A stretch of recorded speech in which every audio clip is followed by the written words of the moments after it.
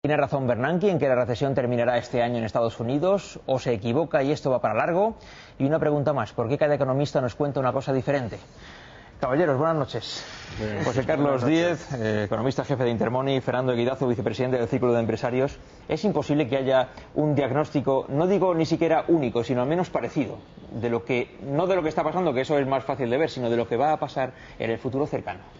Bueno, es una condición necesaria de los economistas, ¿no? Siempre hay un discurso diferente en función de las personas. De todas formas, seguramente lo hemos entendido solo Fernando y yo, que entendemos la jerga. Los dos hablan de cosas diferentes, pero los dos tienen razón, ¿no? Lo que están coincidiendo no son los dos... discursos incompatibles. No, claro, uno se centra en 2009 y dice que se puede acabar la recesión, entonces quiere decir que el nivel de actividad va a encontrar un suelo, y otro dice que eso es posible, pero que aunque haga eso saldremos muy débiles de la recesión y no podríamos empezar a generar empleo hasta bien entrado el 2010, ¿no? Por lo tanto, las dos visiones pueden ser compatibles, ¿no? De todas formas, el señor Krugman, que tiene mucha fase de gurú, en julio estaba diciendo que en el precio del petróleo no había una burbuja, ¿no? Digo, bueno, pues menos mal, por si no hubiera caído a $2 o $3. ¿Y esto qué es? ¿Porque le dan el premio Nobel a cualquiera ya en esos tiempos o qué, señor Eguidazu?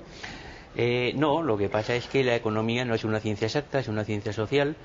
Y no hay crisis iguales a las anteriores, ¿no? En cada crisis aprendemos un poco más, pero cada crisis es un poco distinta de las anteriores.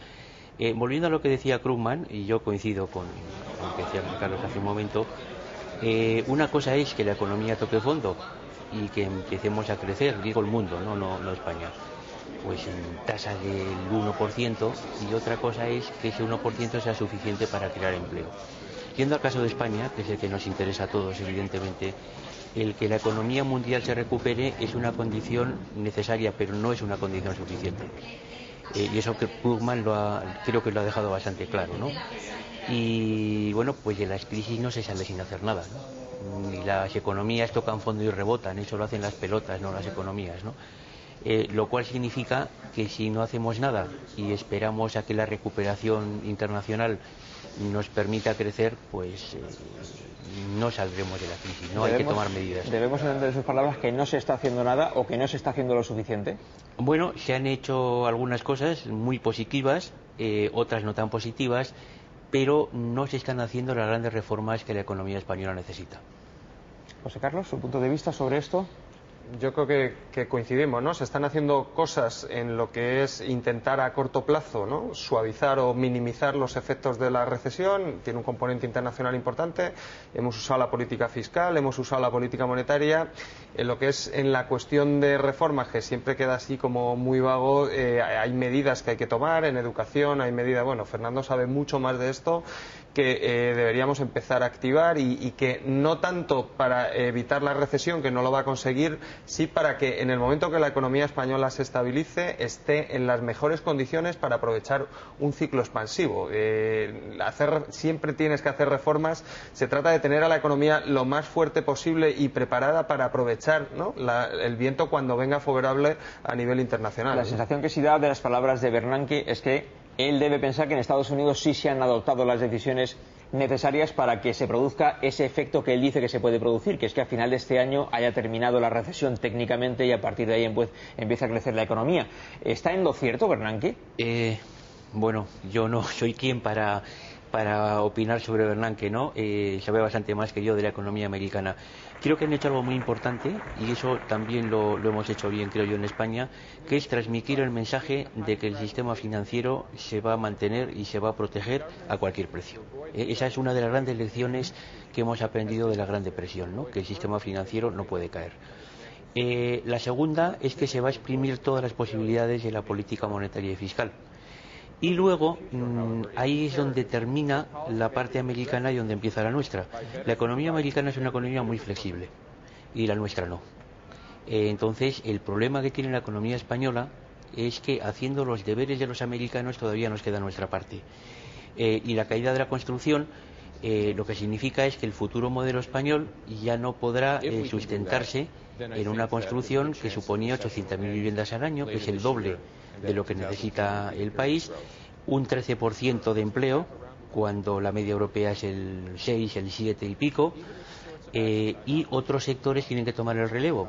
y eso requiere flexibilizar la economía y abordar a los frentes que ha comentado José Carlos, pero hay que abordar la reforma del mercado laboral, hay que reformar el sistema financiero, hay que reducir la regulación y procurar asegurar la unidad de mercado, hace falta abordar el problema de la energía y eso requiere inevitablemente plantear el debate de la energía nuclear. Es decir, hay muchos frentes en los cuales hay que hacer reformas. ¿La suma de reformas de este tipo supondría ya efectos inmediatos o todos serían efectos en el largo plazo?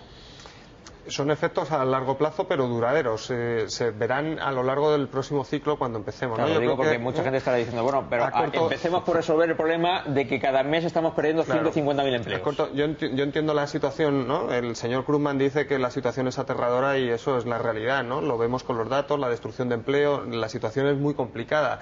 Se ha complicado en exceso porque el comercio mundial y todo lo que es las transacciones entre países está cayendo con mucha fuerza y eso dificulta la recuperación. Por eso es importante que en el G20 se hagan políticas coordinadas, ¿no? Y yo luego creo que en España, en el caso del sistema financiero que ha dicho Fernando Guidazu, creo que podemos copiar de los americanos. La morosidad está subiendo con mucha rapidez. Esto es, nosotros tenemos un sistema bancario solvente, se ha demostrado, pero es como cuando los diques de Nueva Orleans se rompieron. Todas las casas se vieron inundadas. Entonces hubo unas casas que cayeron, pero otras que se vieron afectadas y se llenaron de lodo, ¿no? Yo creo que nuestro sistema bancario tiene una crisis muy duradera y un problema de morosidad. Hay que atacar la morosidad desde el punto de vista privado y con apoyo financiero del Estado, y yo creo que llega un momento que las inyecciones de liquidez que se está haciendo al sistema bancario son transitorias. A lo mejor es momento de pasar, por ejemplo, a comprarles viviendas, lo cual les inyecta la liquidez de la misma forma, y esas viviendas ponerlas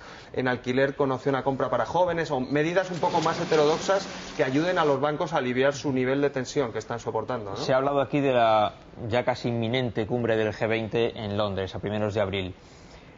En esa cumbre se van a ver posturas de Estados Unidos y posturas de Europa. ¿Lo que defiende Estados Unidos puede ser contraproducente para Europa?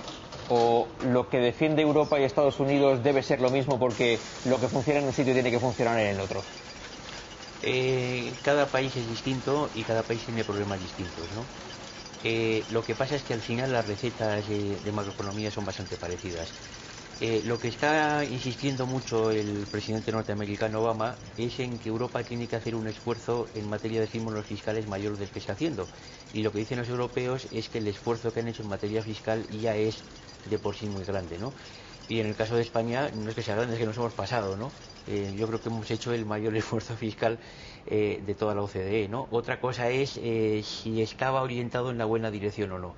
Pero yo insisto, la gran diferencia entre la economía norteamericana y la economía europea, y en concreto la española, es que la economía europea es muchísimo más rígida que la economía norteamericana. Y además, Norteamérica es un país y Europa son veintitantos. Y entonces, al final, pues es muy difícil coordinarlos. Y en el caso de España, somos 17 pequeños países y lo estamos viendo en las medidas digamos, de lucha contra la crisis, que cada autonomía de alguna forma está actuando por libre, ¿no? O sea que realmente son escenarios bastante distintos. Bueno, les hago una pregunta final para una respuesta monosilábica, de sí o no. Bernán, que dice, Estados Unidos empezará a salir de la recesión a finales de este año. ¿Cuándo podemos prever que España podría empezar a salir de la recesión? Hablando técnicamente, que empecemos a crecer durante varios trimestres consecutivos. Es posible que, muy coincidente con Estados Unidos, o a lo mejor un trimestre después, España entró en recesión un poquito después que Estados Unidos y es posible que salga igual, ¿no? La duda es cómo saldremos y cómo estaremos posicionados para el futuro, ¿no? Bueno, yo quiero esperar a ver qué medidas toma el gobierno en los próximos meses, y yo creo que de eso dependerá el que salgamos no muy tarde o que salgamos muy tarde. Fernando Guidazu, José Carlos Díez, gracias por ayudarnos a entender un poquito mejor las cosas que están pasando. Buenas noches. Vamos a irnos dentro de un instante ya a nuestra mesa de debate, pero antes queremos